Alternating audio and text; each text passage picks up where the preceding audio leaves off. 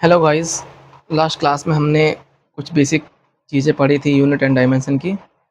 आज हम lecture 2 start करने जा रहे हैं और उसमें आज हम आगे देखते हैं इस चैप्टर के अंदर क्या क्या चीज़ है। जैसे एक चीज़ आती है इसके अंदर डेंसिटी।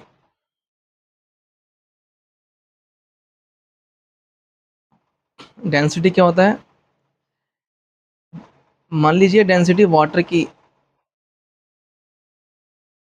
जो होती है 1000 kg पर metre cube. Density of water होता है 1000 kg पर मीटर क्यूब। अब हम इसको ग्राम पर सेंटीमीटर क्यूब में लिखना है, तो ये कितना होगा? चलो एक बार इस चीज़ को एक बार निकाल के देखते हैं कैसे आता है ग्राम पर सेंटीमीटर क्यूब में, ये चीज़ कैसे आएगी। जो ये चीज़ होती है ना डेंसिटी ऑफ वाटर 1000 kg पर मीटर क्यूब, ये होती है एट 4 डिग्री सेल्सियस पे। एट 4 डिग्री सेल्सियस पे ये चीज़ होती है। लेकिन अब इसको हम ग्राम पर सेंटीमीटर क्यूब में निकालेंगे। ग्राम पर सेंटीमीटर क्यूब में निकालने के लिए पहले इसको ऐसे लिखते हैं यहाँ पर 1000 kg पर मीटर क्यूब को हमें ग्राम पर सेंटीमीटर क्यूब में कन्वर्ट करना है। तो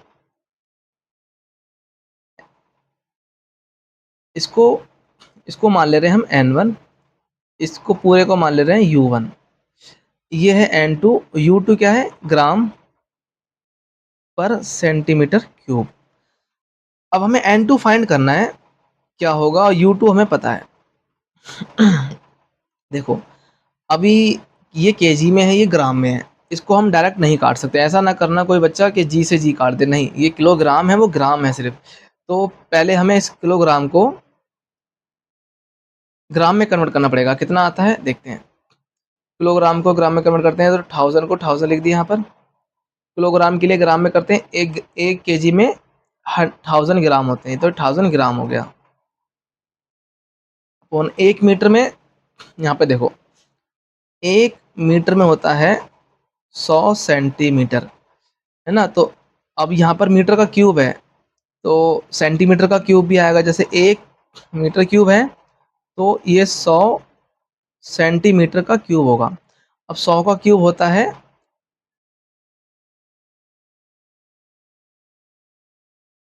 ये 10 लाख। अब ये 3 जीरो से 3 जीरो कट गए, ये 3 जीरो से ये 3 जीरो कट गए, तो ग्राम पर सेंटीमीटर, यहाँ पर ये n2 है, ये ग्राम है, और ये पर सेंटीमीटर क्यूब है। अब ग्राम से ग्राम भी कट गया और सेंटीमीटर क्यूब से सेंटीमीटर क्यूब भी कट गया। तो यहाँ पर क्या क्या बचा? यहाँ पर सिर्फ 1 बचा, और n2 हमारा कितना आया? 1 निकल के आया।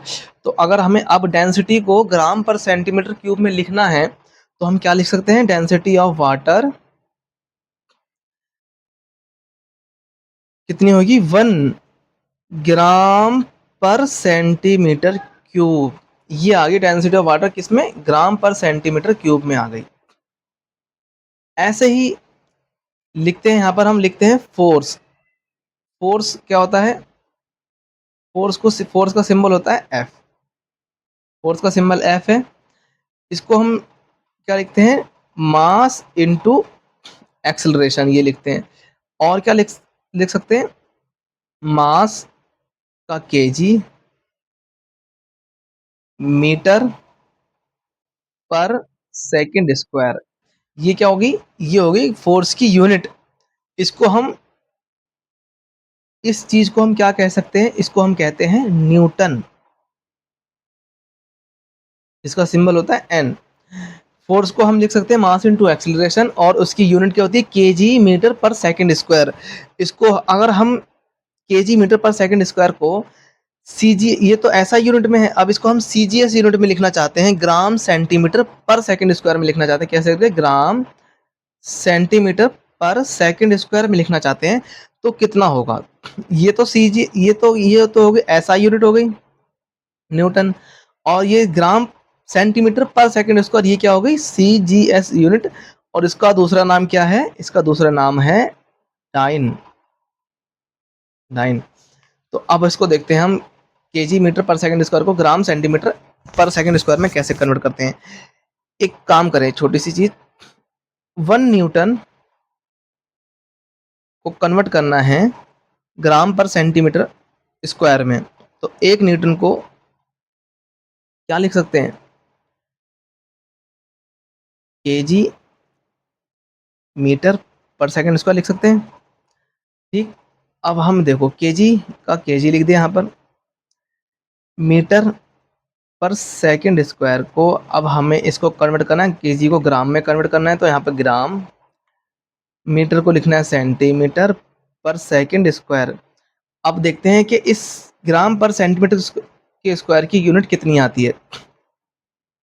केजी को क्या लिख सकते हैं, केजी को लिख सकते हैं 1000, मीटर को लिख सकते हैं 100, सेकंड स्क्वायर से सेकंड स्क्वायर कट जाएगा क्योंकि यहाँ भी सेकंड स्क्वायर है, यहाँ भी सेकंड स्क्वायर है। ग्राम, ये 1000 जो है ये 1000 केजी था यहाँ पर, तो ये 1000 ग्राम हो गया।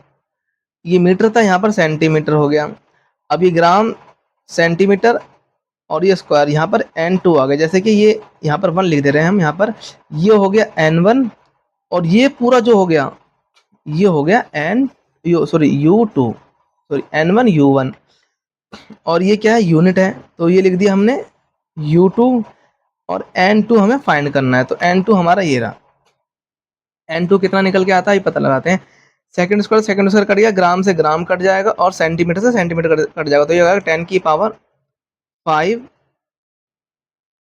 n2।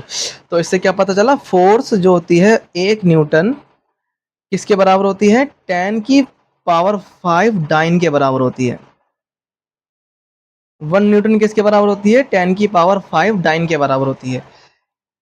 ये तो हमने डेंसिटी और फोर्स के बारे में पढ़ लिया। अब हम देखते हैं एक चीज और देखते हैं, छोटी छोटी चीजें हैं इस चैप्टर के अंदर, ये चीजें जानना जरूरी है।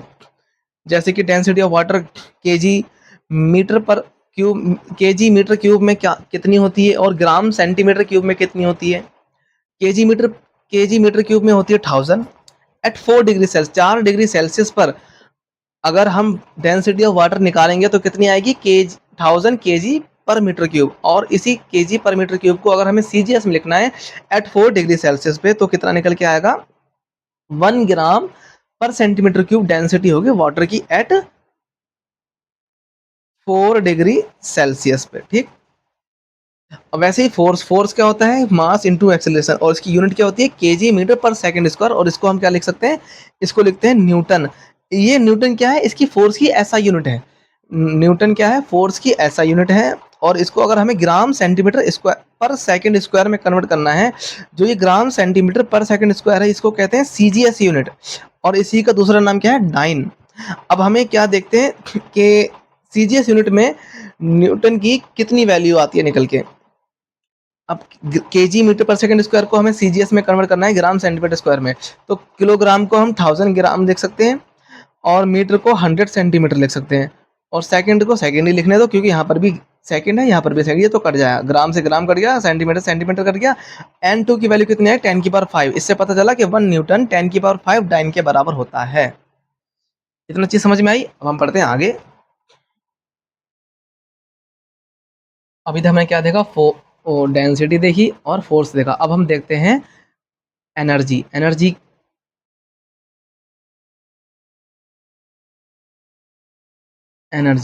को क्या लिख सकते हैं, जूल। अब देखते हैं कि ये क्या होता है। 1 जूल किसके बराबर होता है, अभी पता लग, देखो 1 जूल, ये जूल जो है ये इसकी एसआई यूनिट है, और इसकी सीजीएस यूनिट क्या है, अर्ग। अब 1 जूल कितने अर्ग के बराबर होता है, एक बार हम निकाल के देखते हैं कि कितना निकल के आता है। देखो एनर्जी का फॉर्मूला क्या होता है, पहले फॉर्मूला देखो। वर्क का फॉर्मूला था फोर्स इनटू डिस्प्लेसमेंट। ठीक, फोर्स को हम क्या लिख सकते हैं, केजी मीटर पर सेकंड स्क्वायर, और डिस्प्लेसमेंट को भी मीटर लिख सकते हैं। तो ये क्या बन गया, केजी मीटर स्क्वायर पर सेकंड स्क्वायर, ये बन गया वर्क। अब हमें इसको किस में कन्वर्ट करना है, अर्ग में। कितना, मतलब कि यहाँ पर आएगा ग्राम सेंटीमीटर स्क्वायर पर सेकंड स्क्वायर में इसकी वैल्यू कितनी होगी, मतलब सीजीएस में इसकी वैल्यू कितनी आएगी। 1 जूल कितने अर्ग के बराबर होता है, निकाल के देखते हैं। केजी को हम क्या लिख सकते हैं, 1000 ग्राम। मीटर के स्क्वायर को लिख सकते हैं 1। 1 मीटर में हमें बताया था, 1 मीटर में 100 सेंटीमीटर होता है, तो 1 मीटर स्क्वायर में कितना होगा, 100 सेंटीमीटर का होल स्क्वायर। तो ये कितना आ गया, 10 की पावर 4 सेंटीमीटर स्क्वायर हो गया। तो यहाँ पर 10 की पावर 4 को पूरा 4 लिख लो, पर सेंटीमीटर स्क्वायर और अपॉन सेकंड का स्क्वायर। ये जो यहाँ पर कुछ नहीं होता तो यहाँ पर हम 1 मान लेते हैं। ये हमेशा याद रखना, अगर वैल्यू के आगे कोई चीज़ नहीं है तो हम 1 को मान सकते हैं। जैसे यहाँ पर कुछ नहीं है तो यहाँ पर 1 से मल्टीप्लाई कर सकते हैं। तो ये जो 1 है ये n1 हो गया, और जो ये पूरी है ये हो गया u1। और ये जो ये यूनिट है सीजीएस में, इसको बोल दिया u2। और जो ये 1 अभी हमें पता नहीं यहाँ पर क्या 1 आएगा 2 आएगा, तो उसको हम n2 मान ले रहे हैं। अब हमें n2 फाइंड करना कितना होगा, तो ये ग्राम सेंटीमीटर स्क्वायर पर सेकंड स्क्वायर इंटू n2, ये n2 में फाइंड करना है। तो देखो ग्राम से ग्राम कट गया, सेंटीमीटर स्क्वायर कट गया, और सेकंड स्क्वायर से सेकंड स्क्वायर कट गया। तो ये कितना हुआ, 3 और ये 4 7, 10 की पावर 7 क्या आ गया, n2 निकल के आ गया हमारा। n2 कितना है, 10 की पावर 7। इससे पता चल रहा है कि 1 जूल 10 की पावर 7 अर्ग के बराबर होता है। ये चीज़ समझ में आ गई, ठीक। अब हम देखते हैं एक चीज़, एक डाउट जो हम सबको आना चाहिए। वो डाउट हमेशा बच्चे के दिमाग में आ जाता है। मैंने एक फर्स्ट क्लास में बोला था, अगर यूनिट बड़ी होगी तो नंबर छोटा होगा, ठीक। और अगर यूनिट छोटी होगी तो नंबर बड़ा होगा, ऐसे ही बोला था। तो एक बात देखो, डेंसिटी के टर्म में एक चीज़ नोटिस करी होगी आपने कि अगर ऐसा यूनिट में लिख रहे हैं किसी चीज़ को, तो 1000 केजी पर मीटर क्यूब ये निकल के आया। और इसकी सीजीएस यूनिट में क्या निकला, 1 ग्राम पर सेंटीमीटर क्यूब ये निकल के आया। अब देखो नंबर बड़ा है तो यूनिट भी बड़ी है, लेकिन मैंने क्या बोला था, अगर नंबर बड़ा है तो यूनिट छोटी होगी, और अगर यूनिट बड़ी है तो नंबर छोटा होगा। देखो यूनिट बड़ी है तो नंबर भी बड़ा है, लेकिन नंबर छोटा होना चाहिए। लेकिन यहाँ पर ऐसा क्यों आया, ये हम पर्टिकुलर चीज़ की यूनिट नहीं देख रहे, हम इन किलोग्राम और मीटर क्यूब का रेशियो है। जैसे कि मैं एक चीज़ देखो, एग्जाम्पल के तौर पे देखना, एक मान लो इसको मान लो 8 और ये आ गया 4। ये 8 4 से बड़ा है, ठीक। अब दूसरा नंबर ले लो,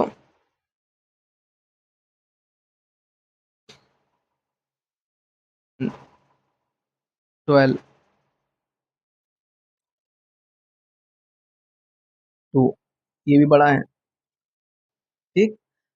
अब जब हम इसका रेशियो निकालेंगे 8/12 का, तो ये 4/2 से छोटा आएगा, तो 4/2 बड़ा हो जाएगा।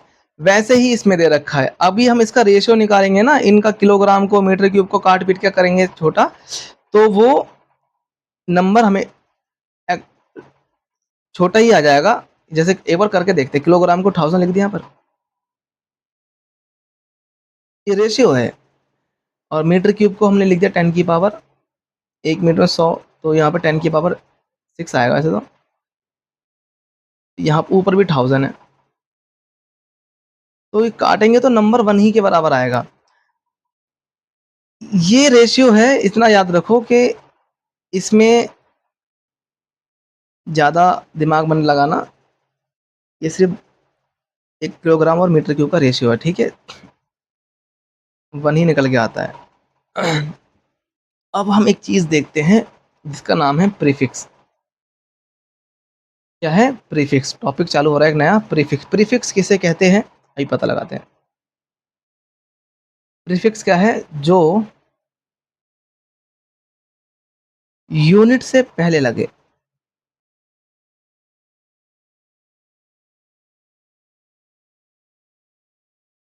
जो भी चीज़, मतलब कुछ कोई सी भी चीज़ अगर किसी से पहले लग रही है, उसे हम प्रीफिक्स कहते हैं। कोई सी भी चीज़ अगर वो पहले लग रही है, उसे हम प्रीफिक्स कह रहे हैं। जैसे प्रीफिक्स बहुत टाइप के होते हैं, जैसे कि मिली,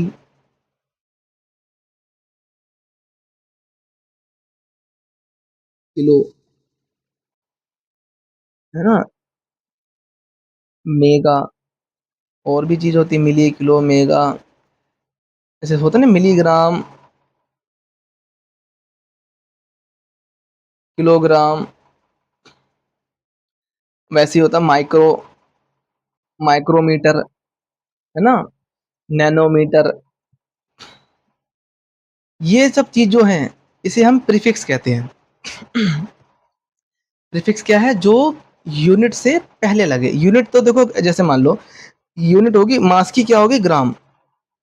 अगर हम इसके आगे, इससे पहले अगर हम किलो लगा दें, तो ये किलोग्राम हो गया, और ये किलो क्या है? प्रीफिक्स। ठीक, इतना हमने जाना। अब हम पढ़ेंगे small unit of length. Length की सबसे छोटी छोटी यूनिट कितनी हो सकती है? स्मॉल यूनिट ऑफ लेंथ, नया टॉपिक चालू होगा। इस टॉपिक चालू करते हैं, small unit of length. Small unit of length, ये क्या होता है? लेंथ की सबसे छोटी यूनिट कितनी है, कैसी और कैसी हो सकती है, देखते हैं। जैसे कि पहला है 1 माइक्रोमीटर।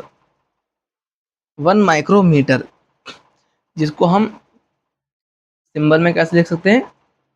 माइक्रोमीटर।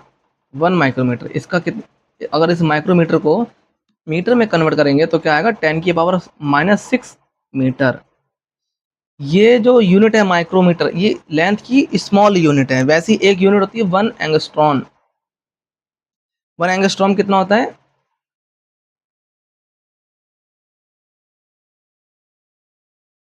1 एंगस्ट्रॉम होता है 10⁻⁻10 metre.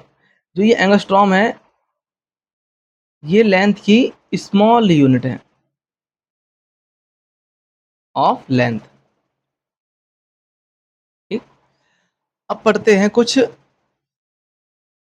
Large unit of length. Small unit पढ़ लिया, पढ़ते हैं large unit of length. Length की लार्ज यूनिट कौन सी हो सकती है? ज़्यादा नहीं याद करना है, इसमें 3 है लार्ज यूनिट। 3 लार्ज यूनिट हैं, एक बार देखते हैं क्या क्या है, अभी पता चल जाएगा। लार्ज यूनिट ऑफ लेंथ पढ़ते हैं। पहली है 1 एस्ट्रोनॉमिकल यूनिट। इसको हम लिखते हैं एयू से। इसको क्या था? 1 एस्ट्रोनॉमिकल यूनिट। स्पेलिंग गलत हो तो उसको इग्नोर करना, कंटेंट देखो। एस्ट्रोनॉमिकल यूनिट की वैल्यू कितनी होती है? 1.496 इंटू 10⁻11 मीटर। ये जो 10⁻11 मीटर है, ये बहुत बड़ी वैल्यू है, लार्जेस्ट वैल्यू है किसकी? लेंथ की। इसको हम अप्रोक्स क्या लिख सकते हैं? 1.5 इंटू 10⁻11 मीटर। ये एस्ट्रोनॉमिकल यूनिट किसके लिए होती है? ये डिस्टेंस होता है between sun and earth. Distance होता है किसके बीच में? सूरज के और पृथ्वी के बीच में कितनी दूरी है, इस डिस्टेंस को एवरेज डिस्टेंस कहते हैं। एवरेज डिस्टेंस, एवरेज डिस्टेंस होता है किसके बीच में? सन और अर्थ के बीच में। कितना होता है? 1.5 इंटू 10⁻11 मीटर। एक यूनिट होती है लेंथ की, उसको कहते हैं 1 लाइट ईयर। 1 लाइट ईयर कितना होता है? लाइट ईयर, 1 लाइट ईयर क्या होता है? वो दूरी जो लाइट 1 साल में कंप्लीट करती है। एक जैसे कि एक लाइट को हमने एक पॉइंट से छोड़ा, अब वो लाइट 1 साल तक कितना ट्रेवल कर लेगी, उसको कहते हैं 1 लाइट ईयर। वो कितना होता है, अभी बताते हैं। 1 लाइट ईयर क्या होता है? डिस्टेंस ट्रेवल, पहले इसकी डेफिनेशन लिखो। 1 लाइट ईयर क्या होता है? Distance travelled by light in 1 year. 1 year तो है, लेकिन एक बात का ध्यान रखना, वैक्यूम कभी कभी लाइट की स्पीड वाटर के अंदर कुछ चेंज हो जाती है, तो कम हो भी सकती है, ज़्यादा तो नहीं होगी, तो इसलिए लिखो इन वैक्यूम। कितनी कितनी वैल्यू होती है लाइट की? 9.46 इंटू 10⁻15 मीटर। इसको एवरेज में कितना लिख सकते हैं? 9.5 इंटू 10⁻15 मीटर। ये होगी लार्ज यूनिट किसकी? लेंथ की। एक लार्ज यूनिट है पारसेक, वो बस याद रखो। अभी आगे मैं बताऊंगा इसका क्या होता है, टॉपिक में इसका यूज़ है, आगे चलिए फिर मैं इसको सही से बताऊंगा। अभी एक बस ऐसे याद रखो क्या है ये। 1 पारसेक कितना होता है? 3.08 इंटू 10⁻16 मीटर। ये पारसेक होता है, इसको बोलते हैं पैरालैक्टिक सेकंड। ये पार मतलब हो गया पैरालैक्टिक, ये सेक में हो गया सेकंड। पैरालैक्टिक सेकंड है ये मैं आगे बताऊंगा इसका यूज़ क्या है। ये लार्ज यूनिट होगी किसकी? लेंथ की। एस्ट्रोनॉमिकल यूनिट, लाइट ईयर और पारसेक, 1 पारसेक। ठीक। अभी इनके तीनों के बीच में अगर कोई पूछे सबसे ज़्यादा दूरी कौन सी है, तो कौन सी होगी? पारसेक, फिर क्या आएगी? Light year,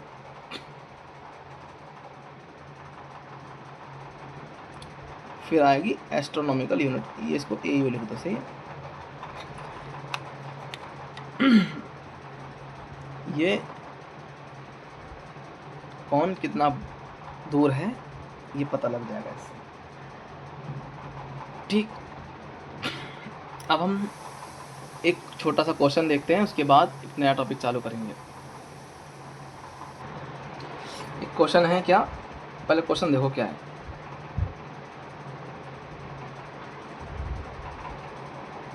which quantity SI unit has prefix attached to it। हमें बताना है कि इसमें से कौन सी चार, मैं ऑप्शन दूंगा, चारों में से कौन सा यूनिट है जो जिसके पास प्रीफिक्स अटैच्ड है। पहला ऑप्शन है ए लेंथ, दूसरा है बी मास,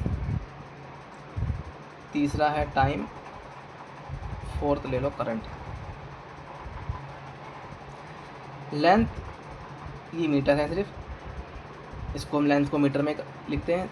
मास को हम किलोग्राम में लिख सकते हैं, टाइम को सेकंड में, और करंट को एम्पियर में। तो अब देखिए आप, वैसे मास की यूनिट होती है ग्राम, लेकिन मैंने बताया था अभी पहले, पिछले बार थोड़ी देर पहले, कि ग्राम से अगर किलो जुड़ जाए तो वो प्रीफिक्स होता है और वो किलोग्राम बन जाता है। तो ये जो जिसके पास यूनिट है पहले से अटैच, वो क्या है? मास। इसका ऑप्शन जाएगा मास। अब एक चीज़ और पढ़ो, छोटी सी चीज़ है, सम स्पेशल यूनिट। कुछ स्पेशल यूनिट होती है, सम स्पेशल यूनिट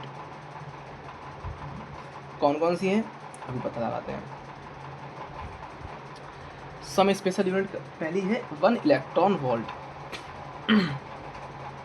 ये क्या होता है? 1 इलेक्ट्रॉन वोल्ट। 1 इलेक्ट्रॉन वोल्ट की वैल्यू कितनी होती है? 1.6 इंटू 10⁻19 कूलम नहीं, 19 जूल इलेक्ट्रॉन वोल्ट। ये इलेक्ट्रॉन वोल्ट क्या है? एनर्जी की यूनिट है,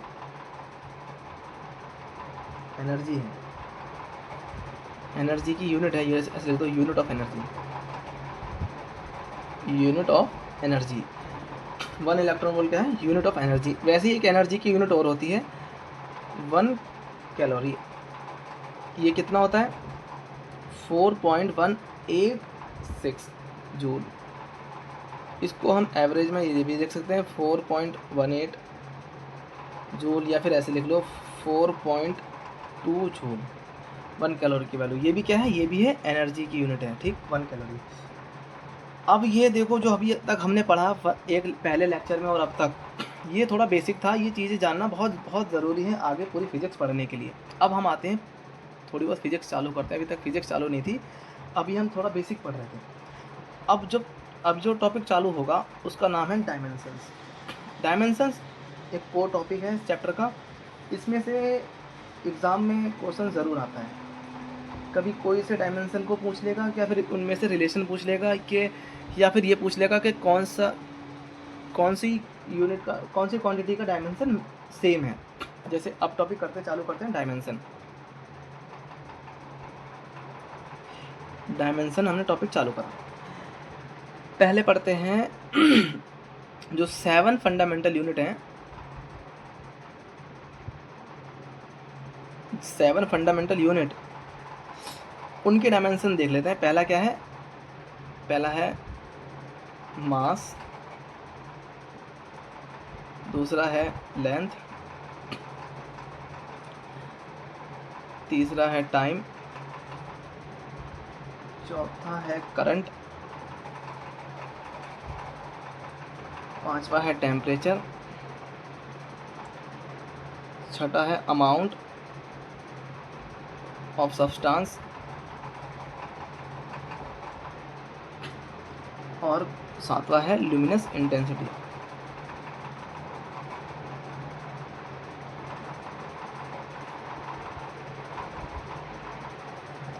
क्या है? तीसरा करंट, तीसरा टाइम, चौथा करंट, पांचवा टेम्परेचर, छठा अमाउंट ऑफ सब्सटेंस, और सातवां क्या है? Luminous intensity. ये क्या आ गया? ये मास है। इसका डायमेंशन क्या होता है? स्क्वायर ब्रैकेट लगाना बहुत ज़रूरी है।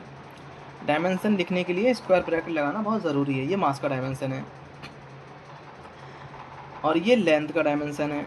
टाइम का डायमेंशन क्या होता है? टाइम का डायमेंशन होता है टी, सेकंड नहीं, टी।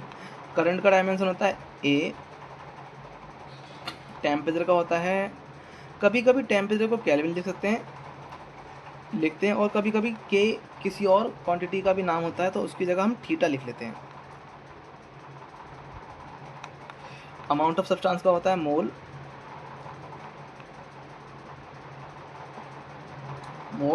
ब्रैकेट में, और लुमिनस इंटेंसिटी का क्या होता है? Candela, CD।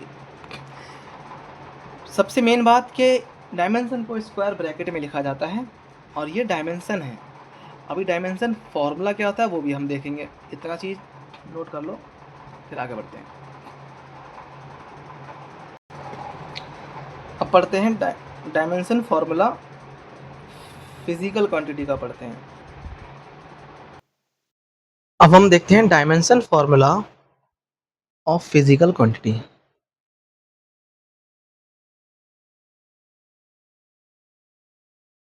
Dimension formula of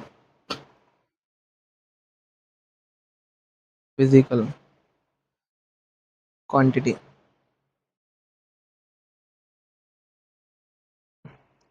dimension formula of physical quantity, इसमें क्या है? सबसे पहले देखते हैं हम डिस्टेंस, मतलब डिस्टेंस हो गया,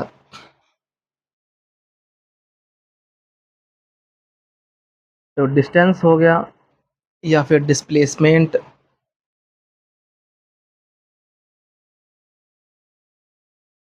या फिर पोजीशन, या फिर वेवलेंथ, और एम्पलीट्यूड ले लो, एम्पलीट्यूड। ये सब, इन सब का डायमेंशन क्या है? सेम है। ये सब किसकी है? यूनिट है। ये सब जो क्वांटिटी हैं इसकी यूनिट क्या है, लेंथ है, और लेंथ का डायमेंशन मैंने क्या बताया था, स्क्वायर ब्रैकेट में एल, ऐसे लिख लो या फिर स्क्वायर ब्रैकेट में L1 लिख लो। ठीक, ये तो डिस्टेंस का डायमेंशन फॉर्मूला हो गया। अब आते हैं एरिया। एरिया क्या होता है, लेंथ का स्क्वायर, तो इसका डायमेंशन फॉर्मूला क्या आएगा, एल का स्क्वायर। अब आया वॉल्यूम। वॉल्यूम वॉल्यूम में होता है लेंथ का क्यूब, लेंथ का क्यूब, इसमें क्या आएगा, स्क्वायर ब्रैकेट में एल का क्यूब। ठीक, अब देखते हैं हम स्पीड। स्पीड ले लो या फिर वेलोसिटी ले लो, इसका फॉर्मूला क्या होता है, इसका फॉर्मूला होता है डिस्टेंस अपॉन टाइम। डिस्टेंस को हम क्या लिख सकते हैं, लेंथ लिख सकते हैं, और टाइम को क्या लिख सकते हैं, टाइम को टी लिखो अभी से, तो टाइम। अब लेंथ का डायमेंशन फार्मूला एल होता है, टाइम का होता है टी, इसको अगर ऊपर ले जाएं तो ये t-1 हो जाएगा। अब इसको हम स्क्वायर ब्रैकेट में डाल देंगे, तो ये डायमेंशन फार्मूला किसका हो गया, LT-1 स्पीड का। अब आता है एक्सेलरेशन या फिर एक्सेलरेशन ड्यू टू ग्रेविटी। इसका फॉर्मूला क्या होता है, इसका फॉर्मूला होता है वेलोसिटी अपॉन टाइम, है ना। अब वेलोसिटी का फॉर्मूला क्या निकाला हमने, LT-1 अपॉन टाइम का टी। अब ये टी दोबारा ऊपर चला जाएगा तो इसका डायमेंशन फॉर्मूला क्या निकल जाएगा, LT-2 का होल स्क्वायर ब्रैकेट। ठीक,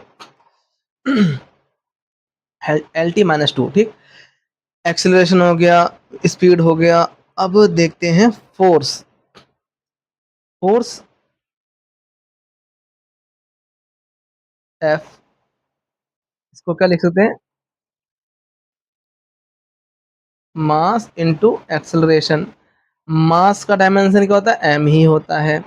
एक्सेलरेशन का अभी हमने निकाला LT-2, तो इसको लिख देंगे इनटू LT-2। अब इसका डायमेंशन फॉर्मूला क्या निकल के आएगा, MLT-2, यहाँ है निकल के। ये है फॉर्मूला, डायमेंशन फॉर्मूला किसका है, फोर्स का। या फिर इसको ऐसे भी लिख दो, M1L1T-2। अब ये जो ये है ना, ये M1L1T-2, इसको बोलते हैं डायमेंशन फॉर्मूला। Dimensional formula. ठीक, और जो ये ऊपर पावर लगी होती है इसको बोलते हैं डायमेंशन पावर।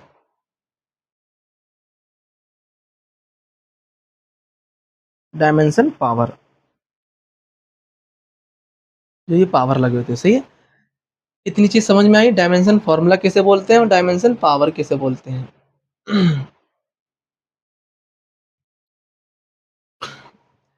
थोड़ा कट कट गया है तो ऐसे देख लो, डायमेंशन फार्मूला और डायमेंशन पावर। एडजस्ट कर लेते हैं इसको, मैं थोड़ा पास में लिखूंगा वैसे, डायमेंशन फार्मूला और ये डायमेंशन पावर हो गई, डायमेंशन फार्मूला हो गया। अब थोड़ा सा ना इसको हम संभल के लिखेंगे। अब आता है प्रेशर।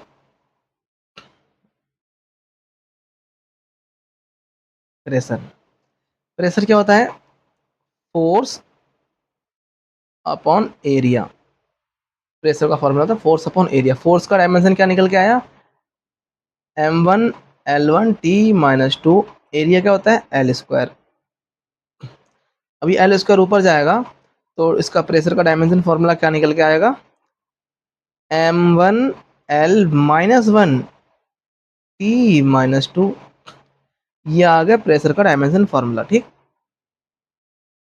अब प्रेशर के बाद और भी बहुत सी क्वांटिटी होती हैं, जैसे कि मोमेंटम। मोमेंटम क्या होता है? Mass into velocity. Mass into velocity. Mass का डायमेंशन क्या होता है? एम ही होता है। वेलोसिटी का अभी हमने निकाला L-1, तो इसका डायमेंशन फॉर्मूला क्या निकला? ML-T-1। ये डायमेंशन फॉर्मूला किसका आया? मोमेंटम का आया। सही है, ML-T-1। अब देखते हैं डायमेंशन फॉर्मूला मोमेंटम हो गया। मोमेंटम, इसको हम लीनियर मोमेंटम कहेंगे, क्योंकि एक मोमेंटम और होता है जिसको कहते हैं एंगुलर मोमेंटम कहते हैं, लेकिन ये क्या है? Linear momentum. Linear momentum. सही है। Impulse.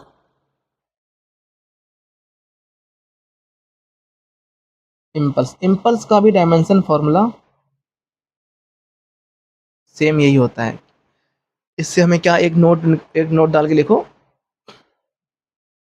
Momentum and impulse both have same dimension. क्या? Momentum and impulse both have same dimension. इतनी चीज समझ में आई? मोमेंटम और लीनियर, मतलब मोमेंटम में कौन सा मोमेंटम? Linear momentum. और क्या है? इम्पल्स। इनका डायमेंशन फॉर्मूला क्या होता है? सेम होता है। ठीक, इतनी चीज समझ में आई। अब हम देखते हैं मोमेंटम के बाद क्या आएगा। एक और इतनी जगह में देख लेते हैं क्या आना चाहिए। वर्क। वर्क का डायमेंशन फॉर्मूला देखते हैं। वर्क, वर्क में और क्या क्या आता है? एनर्जी।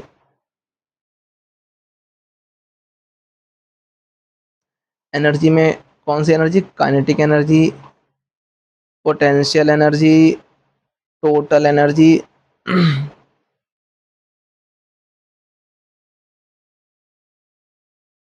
है ना, मतलब कि हीट, हीट भी तो एक टाइप की एनर्जी है।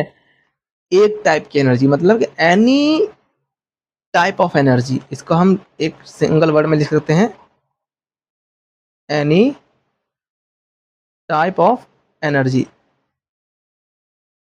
इसका, इन सब का डायमेंशन क्या होता है? जो अभी हम निकालते हैं। वर्क का डायमेंशन W लिखते हैं, वर्क लिख लेते हैं। M1L2T-2। ये कैसे निकला ये जानना अभी ज़रूरी नहीं है। जब हम पढ़ेंगे चैप्टर आगे फिजिक्स में है, वर्क, पावर एंड एनर्जी, उसमें पता चल जाएगा कि वर्क का डायमेंशन कैसे आया। इतना याद रखो कि वर्क का डायमेंशन ये होता है। और एक और, जो ये वर्क का डायमेंशन है, सेम डायमेंशन किसका होता है? ये टॉर्क का भी होता है। टॉर्क, टॉर्क को क्या लिख सकते हैं? सिंबल होता है टाओ से, और इसका भी डायमेंशन क्या होता है? जो वर्क का डायमेंशन होता है क्या होता है? M1L2T-2। ये टॉर्क का भी डायमेंशन है और वर्क का भी डायमेंशन है। ठीक, इतना समझ में आया? अब हम इतना नोट करें आप, फिर हम आगे बढ़ते हैं। वर्क की डायमेंशन पढ़ने के बाद अब हम पढ़ते हैं पावर। पावर क्या होती है? पावर होती है वर्क अपॉन टाइम। ये पावर का फॉर्मूला होता है। और वर्क को क्या लिख सकते हैं डायमेंशन में? M1L2T-2, और नीचे टाइम T है। तो पावर का डायमेंशन क्या बनेगा? T ऊपर चला जाएगा, माइनस में हो जाएगा वो। M1L2T-3। ये जो डायमेंशन बना है ये किसका है? पावर का। ये डायमेंशन फॉर्मूला किसका है? पावर का। अब अब एक डायमेंशन है स्ट्रेस।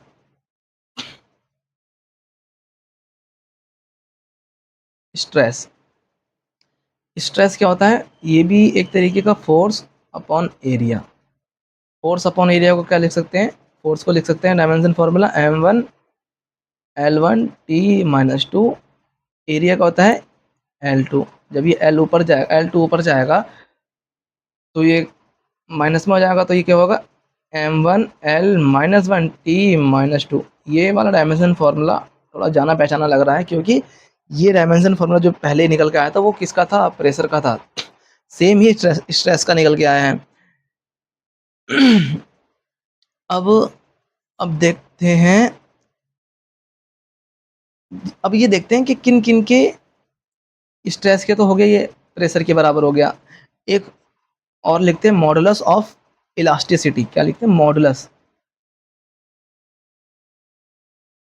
मॉडुलस ऑफ इलास्टिसिटी,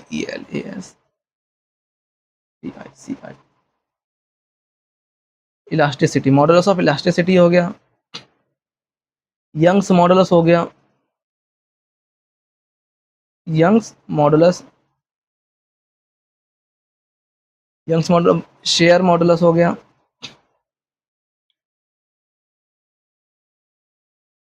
और हो गया बल्क मॉडुलस।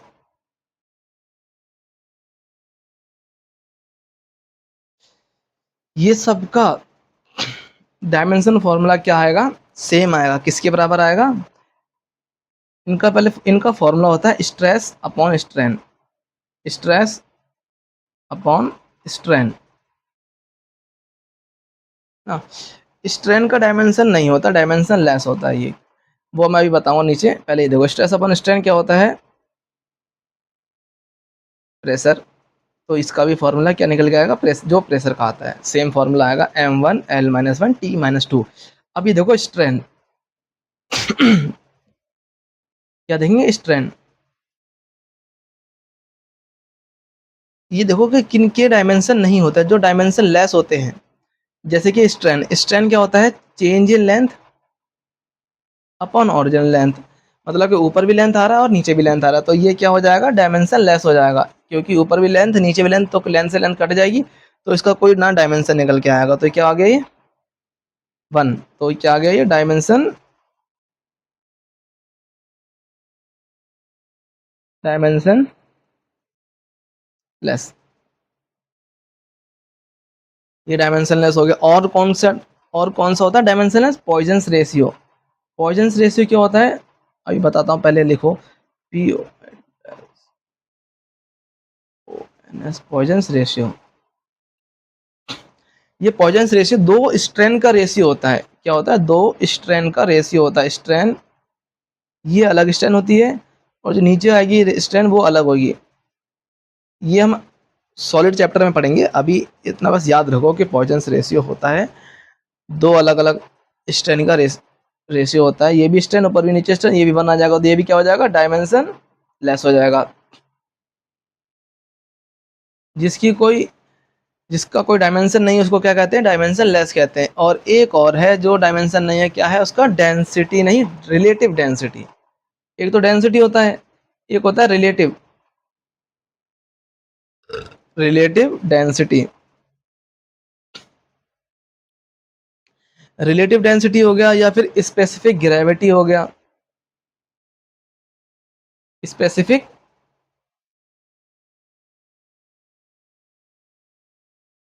इनके भी डायमेंशन नहीं होते हैं, ये भी क्या होते हैं, डायमेंशन लेस होते हैं।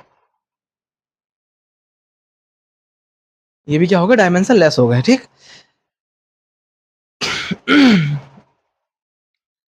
अब एक चीज पढ़ते हैं, डेंसिटी। डेंसिटी का डायमेंशन क्या होता है अभी देखते हैं। डेंसिटी का डायमेंशन क्या होता है अभी देखते हैं। आ गया डेंसिटी। डेंसिटी क्या होता है, mass upon volume, mass upon volume. Mass का क्या होता है, m, वॉल्यूम हो गया l की पावर क्यूब। तो ये l की पावर के ऊपर जाएगा तो क्या बन जाएगा, ml3। ये होगा डायमेंशन किसका, डेंसिटी का। अब एक चीज याद रखो, याद में रखो एक चीज देखो, any type of energy density, any type of energy density, किसी भी प्रकार की एनर्जी डेंसिटी हो, तो उसको हम किसके बराबर कर सकते हैं, एक ध्यान से देखना, any type of energy density. Any type of energy density. तो अब एक देखते हैं एनर्जी क्या होता है। एनर्जी डेंसिटी से बोलते हैं एनर्जी अपॉन डेंसिटी। डेंसिटी नहीं, क्या कर रहा हूँ मैं ये, energy upon volume. Energy density को एनर्जी डेंसिटी लिख दिया, वाह भाई वाह। एनर्जी अपॉन वॉल्यूम, जिस वॉल्यूम से अगर एनर्जी को डिवाइड कर देंगे तो वो क्या बन के आता है, एनर्जी डेंसिटी बन के आता है। अब ये क्या आएगा, एनर्जी का फॉर्मूला क्या होता है, m1L2T-2। वॉल्यूम क्या होता है, एल क्यूब होता है। अब ये एल क्यूब ऊपर जाएगा तो माइनस का हो जाएगा, तो एनर्जी डेंसिटी का फॉर्मूला क्या निकल के आएगा, ये निकलेगा m1L-1T-2। ये भी किसकी किसकी तरह सेम सेम नजर आ रहा है कुछ, m1L-1T-2, ये भी किसका हो गया, प्रेशर का, जो स्ट्रेस का, modulus of elasticity, Young's modulus, shear modulus, bulk modulus और प्रेशर, इन सब के और any type of energy density, इन सब के डायमेंशन फॉर्मूला सेम होते हैं। क्या होते हैं, m1L-1T-2। Energy upon volume, energy density होता है, ये एनर्जी डेंसिटी, ये गलत कर दिया था थोड़ा सा, एनर्जी अपॉन वॉल्यूम क्या हो गया, एनर्जी डेंसिटी। अब अब सबसे पहले जो बेसिक मैथ में हम दो चीज पढ़ते हैं, एक एंगल पढ़ते हैं और एक प्लेन एंगल पढ़ते हैं और एक सॉलिड एंगल पढ़ते हैं। जैसे देखो अभी बता देता हूँ, ये भी क्लियर कर देता हूँ, एंगल थीटा, या फिर ले लो उसको प्लेन एंगल, है ना। तो ये क्या होता है, arc by radius, arc, arc upon radius. Arc क्या है, ये भी लेंथ है एक तरीके की लेंथ, रेडियस क्या है, ये भी लेंथ है, तो लेंथ से लेंथ कट जाएगा, तो ये भी इसका क्या है, ये भी है डायमेंशन लेस। एंगल या फिर प्लेन एंगल, ये भी क्या होता है, डायमेंशन लेस होता है। और लेकिन इसकी यूनिट होती है, इसका यूनिट, इसकी यूनिट क्या होती है, रेडियन। एंगल की यूनिट क्या होती है, इसकी यूनिट होती है रेडियन, ये इसकी यूनिट है। एक होता है प्लेन एंगल। प्लेन एंगल को समझने के लिए नेक्स्ट पेज में देखते हैं, अभी यहाँ पे जगह नहीं है। प्लेन एंगल समझेंगे नेक्स्ट पेज में, इतना होता है, नोट कर लीजिए। वहां पढ़ा था हमने एंगल, प्लेन एंगल, अब एक आता है सॉलिड एंगल। सॉलिड एंगल ये क्या होता है, ये 3D एंगल होता है। इसका इसका फॉर्मूला क्या होता है, एरिया अपॉन रेडियस का स्क्वायर। तो ऊपर भी एरिया होता है एल स्क्वायर, नीचे भी एल स्क्वायर, ये भी कट जाएगा तो ये भी बना जाएगा। तो ये भी क्या होता है, डायमेंशन लेस होता है, डायमेंशन लेस। लेकिन इसकी भी क्या होती है, यूनिट होती है। इसकी यूनिट क्या होती है, स्ट्रे रेडियन। प्लेन एंगल की होती है रेडियन और सॉलिड एंगल की होती है स्ट्रे रेडियन। एक बात याद रखना, बोथ डायमेंशन लेस होते हैं बट नॉट यूनिट लेस। दोनों के डायमेंशन तो नहीं होते हैं लेकिन यूनिट होती हैं। तो इसके लिए एक स्टार पॉइंट लिख लो यहाँ पर, both dimension less, dimension less but not unit less. ठीक, दोनों के डायमेंशन तो नहीं होते हैं लेकिन यूनिट होती है। प्लेन एंगल की होती है रेडियन, सॉलिड एंगल की होती है स्ट्रे रेडियन। ठीक, अब एक इंपॉर्टेंट पॉइंट है, नोट कर लो, वो असर्शन रीजन में आ सकता है। इंपॉर्टेंट पॉइंट है, देखो, a unitless quantity, a unitless quantity has no dimension, has no कोई अगर यूनिटलेस क्वांटिटी है जिस उसकी यूनिट नहीं है तो उसका कोई डायमेंशन भी नहीं होगा, बट अ डायमेंशनलेस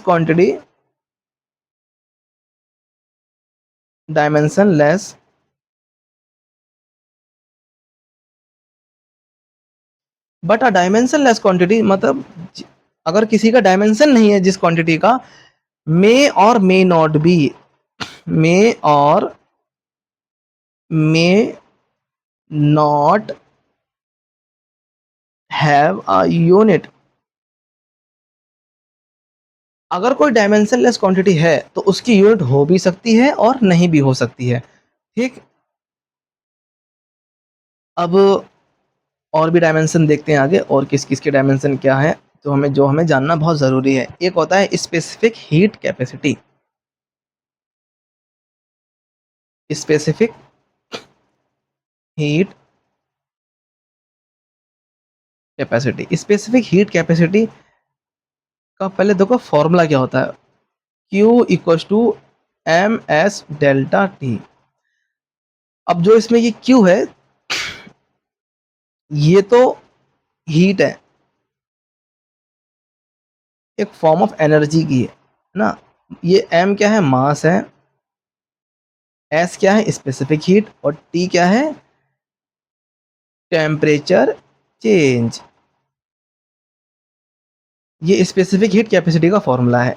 इसमें से हमें क्या स्पेसिफिक हीट, इसका डायमेंशन निकालना है एस का, तो इसको एस को हम ये लिख सकते हैं, S equal to Q upon M delta T.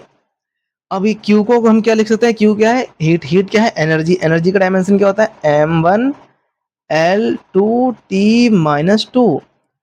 और ये मास नीचे पहले से है क्या, और टेम्परेचर को हम क्या लिख सकते हैं, केल्विन। एम से एम कट जाएगा, केल्विन ऊपर चला जाएगा, तो क्या निकल के आएगा इसका dimension formula, L2T-2K-1। Specific heat capacity का फॉर्मूला निकल के आया L2T-2K-1। और अब होता है लेटेंट हीट कैपेसिटी। क्या होता है लेटेंट हीट कैपेसिटी, सिर्फ latent heat. Latent heat, latent heat को सिंबल होता है एल। इसका फॉर्मूला होता है Q, Q equals to M L.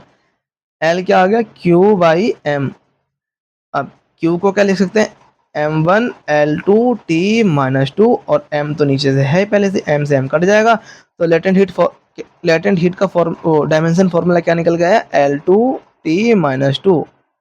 ये डायमेंशन है लेटेंट हीट का फॉर्म। ठीक, अब एक है मोमेंट ऑफ इनर्शिया।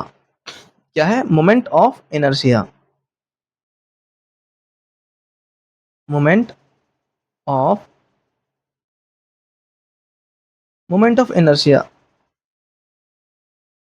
ये देखते हैं ये क्या चीज़ है। Moment of inertia rotational chapter है 11th में हमारा, उसमें पढ़ने को देखेंगे इसको। ठीक, उसमें पढ़ने को मिलेगा, उधर ही देखेंगे। तो इसका एक जैसे नॉर्मल फॉर्मूला देख लो, इसका क्या होता है, आई से सिंबल होता है इसका, और लिख सकते हो इसको एम मास इंटू डिस्टेंस का स्क्वायर। स्क्वायर तो इसको फॉर्मूला क्या हो गया, मास इंटू आर स्क्वायर। अब इसका डायमेंशन फॉर्मूला क्या होगा, एम का एम है इंटू आर, आर स्क्वायर को लिख सकते हैं एल स्क्वायर। तो ये क्या आ गया, M L square dimension formula. ठीक, अब एंगुलर मोमेंटम, एक हमने मोमेंटम पढ़ा था वहां पर, अब ये पढ़ेंगे angular momentum. Angular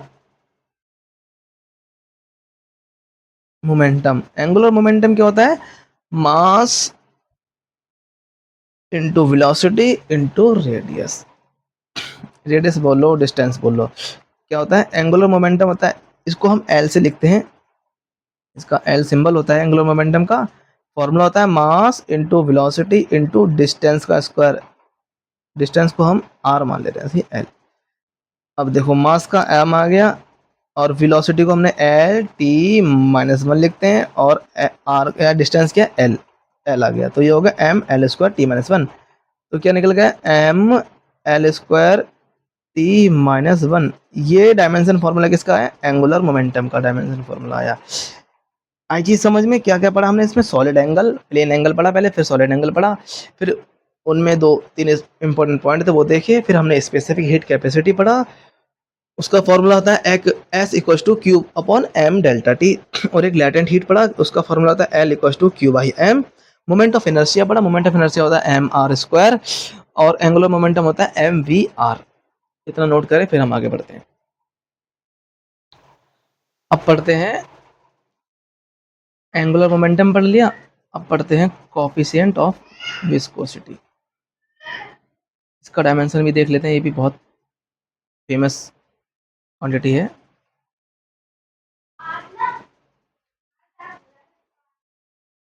coefficient of viscosity, visco, इसको सिंबल होता है ईटा, ये होता है सिंबल। ये कैसे निकलेगा?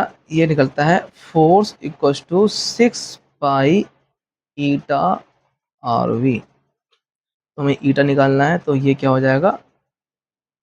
F by 6 pi R V. हाँ, अब देखो फोर्स का डायमेंशन क्या होता है? M L T minus two, force का हो गया। 6 पाई ये कांस्टेंट, इसका कोई डायमेंशन, कांस्टेंट का कोई डायमेंशन नहीं होता है, कुछ एक्सेप्शन है जिनके डायमेंशन हैं, वो बात बताऊंगा। जैसे ये देखो 6 पाई, इसका कोई डायमेंशन नहीं है। आर, आर क्या है? एक तरीके का डिस्टेंस है, उसको एल लिखते हैं। और ये क्या है? वेलोसिटी, वेलोसिटी को क्या लिख सकते हैं? L T minus one. अब ये एल से एल कट जाएगा, ये ऊपर चला जाएगा, तो ये क्या बन के आएगा? M L minus one T minus three. ये डायमेंशन फॉर्मूला किसका हो गया? कोफिशिएंट ऑफ विस्कोसिटी का। डायमेंशन फॉर्मूला क्या है कोफिशिएंट ऑफ विस्कोसिटी का? M one L minus one T minus three. ठीक है। अब एक है इंटेंसिटी, इंटेंसिटी भी देख लो क्या है। इंटेंसिटी होता है power upon area, power upon area. Power का डायमेंशन हमने पीछे पढ़ा था, M L two T minus three. ये पावर का डायमेंशन है। एरिया का होता है एल स्क्वायर होता है, एल स्क्वायर से एल स्क्वायर कट जाएगा, तो ये इसका डायमेंशन इंटेंसिटी का क्या निकल के आएगा? M T minus three. ये डायमेंशन फॉर्मूला किसका है? इंटेंसिटी का है। अब सरफेस टेंशन, सरफेस टेंशन क्या होता है ये बताते हैं और लिख लेते हैं। सरफेस टेंशन, सरफेस टेंशन, इसका एस से लिखते हैं इसको, सरफेस टेंशन को। इसको, इसका फॉर्मूला होता है force, force upon length, force upon length. ठीक। एफ बाई एल, फोर्स का डायमेंशन होता है M L T minus two, length L से एल कट जाएगा, तो इसका डायमेंशन फॉर्मूला क्या निकल के आएगा? सरफेस टेंशन का एम टी माइनस टू। ये डायमेंशन फॉर्मूला जो है वो किसका है? सरफेस टेंशन का है। अब एक है स्प्रिंग कांस्टेंट, क्या है?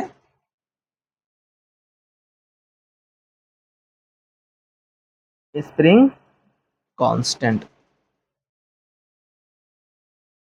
स्प्रिंग कांस्टेंट का फॉर्मूला अभी बताते हैं, पहले देखो F इक्वल्स टू के एक्स, ये होता है। अब हमें के, ये के क्या है? ये है स्प्रिंग कांस्टेंट। ठीक, के को निकालना है, तो F बाई एक्स। फोर्स का क्या होता है? M L T minus two, X क्या है? डिस्टेंस है, तो ये भी एल आ जाएगा, एल से एल कट जाएगा, तो इसका इसका भी क्या निकल गया है? स्प्रिंग कांस्टेंट का फॉर्मूला क्या निकल गया? M T minus two, M T minus two. ये देखो, सरफेस टेंशन और स्प्रिंग कांस्टेंट, इनके डायमेंशन क्या है? सेम है, बोथ सेम।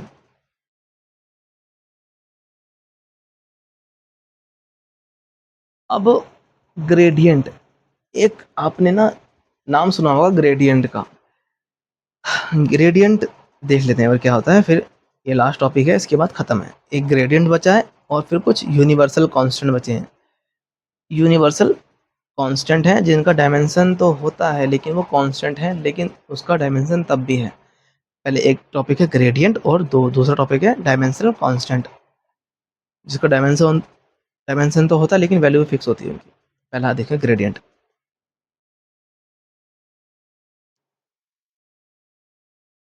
ग्रेडियंट, ग्रेडियंट क्या है? ग्रेडियंट वो उसको बोलते हैं जैसे कि किसी भी चीज़ को लेंथ से डिवाइड कर दो, किसी भी चीज़ को लेंथ से डिवाइड कर दो, उसको हम फिर क्या कहते हैं, ग्रेडियंट। जैसे कि प्रेशर है, प्रेशर को लेंथ से डिवाइड कर दो तो वो क्या हो गया, प्रेशर के ग्रेडियंट। वेलोसिटी है, वेलोसिटी को लेंथ से डिवाइड कर दो तो वो क्या हो गया, वेलोसिटी ग्रेडियंट। ठीक। और टेम्परेचर, टेम्परेचर है, टेम्परेचर को लेंथ से डिवाइड कर दो तो क्या हो गया, वो टेम्परेचर ग्रेडियंट। तो एक काम करते हैं, जो तीन नाम लिए हैं उनको लिख ले रहे हैं। प्रेशर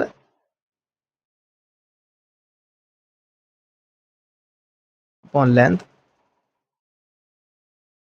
अरे यार एक तो स्पेलिंग, तो ये होगा P by L.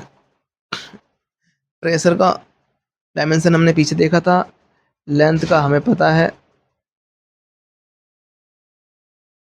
M L minus one T minus two, ये तो प्रेशर का होता है। लेंथ क्या है, एल है। अब ये एल ऊपर चला जाएगा,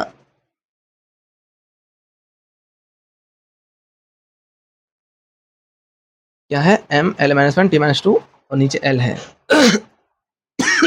सॉरी। अब ये एल ऊपर चला जाएगा तो क्या बन के आएगा, M L two T minus two. ये आ गया प्रेशर ग्रेडियंट का formula. Velocity gradient, velocity by length, तो उसको लिख सकते हैं वी बाई एल। वेलोसिटी होता है एल टी माइनस वन, नीचे भी एल है, ये ऊपर चला जाएगा तो ये क्या निकल के आया था, टी माइनस वन निकल के आएगा। ठीक।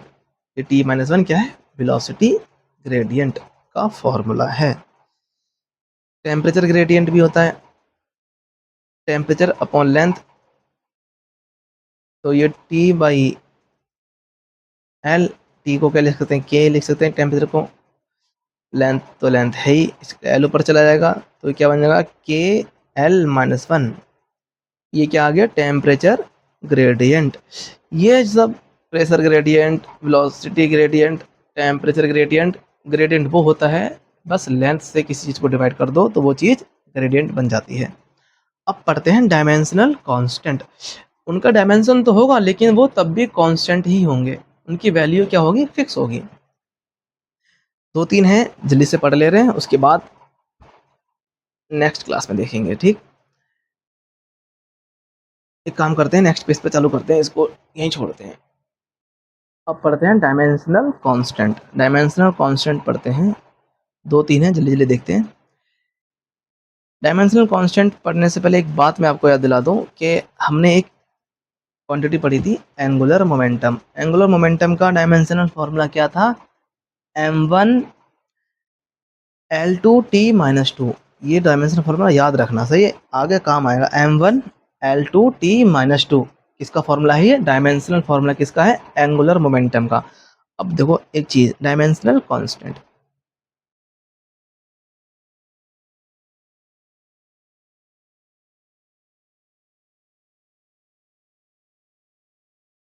डायमेंशनल कांस्टेंट, इसका मतलब क्या है, हैव डायमेंशन।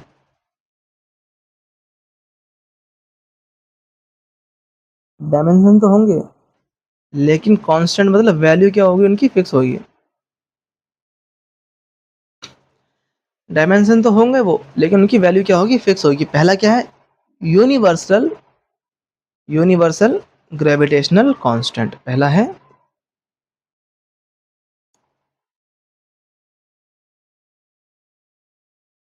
यूनिवर्सल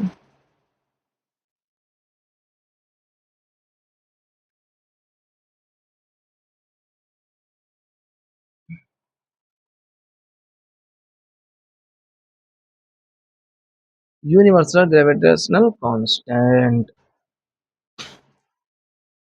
इसको तो आप याद ही कर लेना क्योंकि ये बहुत ज्यादा काम आता है। क्या है इसका, निकालते कैसे पहले मैं बताता हूं। देखो, एक फॉर्मूला होता है, जैसे दो बॉडी है, m1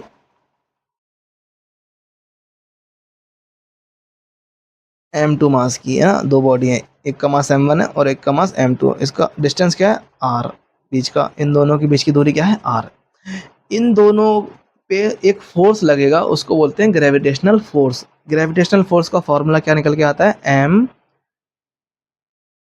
सॉरी m बोल रहा हूँ, F equals to G m1 m2 upon R square. ये एक फोर्स का फॉर्मूला है, जब दो मास बॉडी पे लगता है, आपस में फोर्स लगती है ग्रेविटेशनल फोर्स, उसको कहते हैं F equals to G m1 m2 upon R square. अब हमें जी निकालना है, जी को क्या कहते हैं, जी को कहते हैं यूनिवर्सल ग्रेविटेशनल कांस्टेंट। अब जी का डायमेंशन कैसे निकलेगा, G equals to F R square upon, मान लीजिए मास दोनों का सेम है, तो ये हो गया एम स्क्वायर। ठीक, अब देखो फोर्स को क्या लिख सकते हैं, m1 L1 T-2, आर मतलब लेंथ का स्क्वायर, मतलब कि एल स्क्वायर, और नीचे क्या है, मास का स्क्वायर। अब ये मास का स्क्वायर ऊपर जाएगा तो ये -2 हो जाएगा, है ना, तो ये +1 है, -2 +1 क्या होता है, -1 होता है। तो इसका ग्रेविट तो डायमेंशन फार्मूला क्या निकल के आएगा, यूनिवर्सल ग्रेविटेशनल कांस्टेंट का m-1, ये ऊपर चला गया, L3 T-2, ये डायमेंशन फार्मूला किसका निकल के आया, ग्रेविटेशनल कांस्टेंट का, m-1 L3 T-2। ठीक, दूसरा है universal gas constant, universal gas constant, इसको कहते हैं आर। आपने पढ़ा होगा एक formula, P V equals to N R T. जो ये आर है, ये क्या है, यूनिवर्सल गैस कांस्टेंट है, आर को निकालना है, तो R equals to P V upon N T. Pressure का फॉर्मूला अभी हमने जस्ट पढ़ के ही आए हैं, है ना, ये सब निकालना आना चाहिए आपको। प्रेशर का फॉर्मूला होता है m L-1 T-2, प्रेशर का फॉर्मूला हो गया। ये क्या है, वॉल्यूम, इसको बोलते हैं L3। एन क्या है, मोल्स, मोल्स का भी डायमेंशन फार्मूला होता है। टेम्परेचर क्या क्या होता है, केल्विन। हम्म, अब देखो इसका निकल के क्या आएगा फार्मूला, m1 L²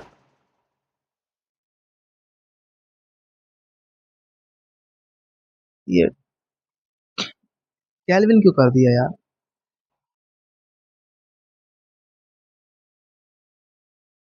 केल्विन तो है, ये है टाइम। m1, मैं थोड़ा कंफ्यूज हो गया था मैं भी, बहुत देर होगी पढ़ाते पढ़ाते। m1 L² क्योंकि L1 से L कट जाएगा, और ये क्या आ गया, T-2, और ये दोनों ऊपर जाएंगे, मोल इनवर्स केल्विन इनवर्स। ठीक, तो ये फॉर्मूला जो निकल के आया है, ये किसका है, डायमेंशन फॉर्मूला किसका, यूनिवर्सल गैस कांस्टेंट का। डायमेंशन फॉर्मूला है क्या, क्या है, m1 L2 T-2 मोल इन मोल -1 केल्विन -1। ठीक, एक लास्ट है प्लैंक कांस्टेंट, लास्ट चैप्टर, आज का लेक्चर खत्म, प्लैंक कांस्टेंट। अब देखो जो मैंने बोला था एंगुलर मोमेंटम, याद रखना उसका डायमेंशन फॉर्मूला, यहाँ पे दो काम आएगा। प्लैंक कांस्टेंट क्या होता है, एच होता है। एच को लिख सकते निकालने का फॉर्मूला था, energy equals to H nu. Nu क्या है, फ्रीक्वेंसी है, इसलिए एच निकालना है, मतलब कि एनर्जी बाय फ्रीक्वेंसी। ठीक, एनर्जी को क्या लिख सकते हैं, m L2 T-2, फ्रीक्वेंसी को T-1, अब ये ऊपर चला जाएगा, तो m L2T-1 mL2T-1 ये किसका फॉर्मूला निकल के आया? प्लैंक कांस्टेंट का। अब यही सेम फॉर्मूला किसका निकल के आया था? एंगुलर मोमेंटम का। एंगुलर मोमेंटम और प्लैंक कांस्टेंट ये दो ऐसी क्वांटिटी हैं जो एग्जाम में पूछ ली ही जाती है। कभी कभी ऐसे पूछ लेगा which of the following quantity have same dimension, इनमें से कौन सी क्वांटिटी है जिसका डायमेंशन सेम है, और ऑप्शन दे देगा Planck constant, angular momentum, Planck constant, momentum, Planck constant, या फिर कुछ और दे देगा, इंटेंसिटी दे देगा, या फिर नॉन ऑफ दिस दे देगा। तो हमें पता होना चाहिए, तो ये इंपॉर्टेंट है, इसको स्टार मार्क कर लो, और एंगुलर मोमेंटम का डायमेंशन फॉर्मूला वो भी स्टार मार्क कर लेना। सही है, तो ये क्या है? सेम डायमेंशन है। तो एक चीज लिख लो, इसका स्टार पॉइंट लिख लो, angular momentum and Planck constant, Planck constant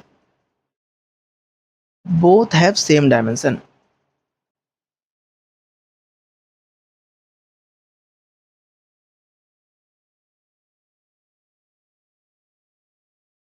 same dimension. ठीक, अभी तक जो हमने पढ़ा,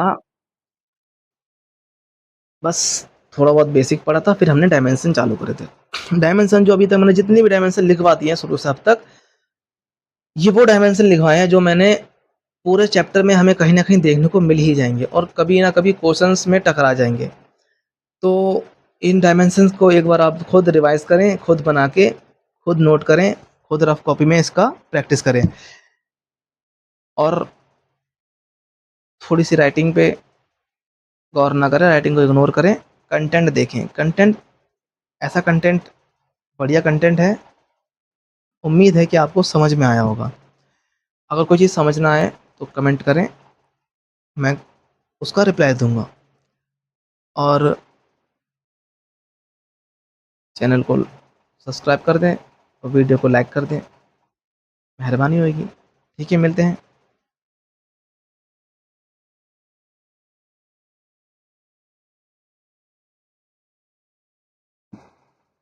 और एक बात और याद रखना कि बस अभी पढ़ते जाओ, अभी ये मत सोचो कि क्या पढ़ा रहे हैं, समझ नहीं आ रहा।